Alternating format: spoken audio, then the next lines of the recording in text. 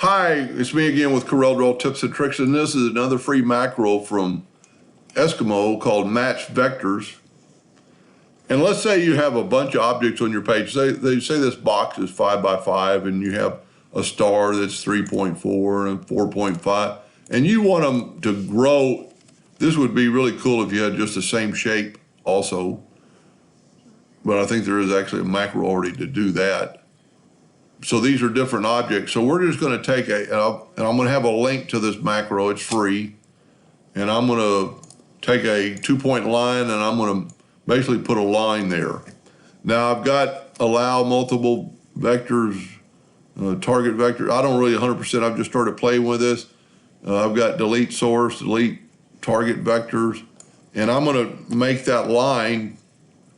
Well, first of all, I back up here. And I'm going to take that line, I'm going to make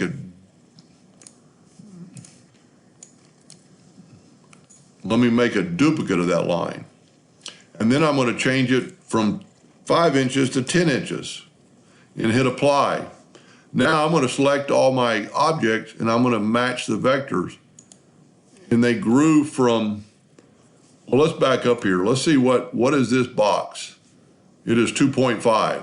That just happens to be perfect. And then match vectors, and now this box is 5 inches because this one is now 10. So that's match vectors.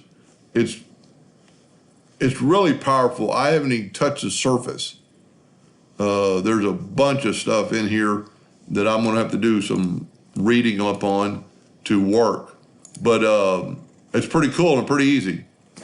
And I'll have a link to that video at the bottom of the video. Hope that helped a little bit. Thank you for watching.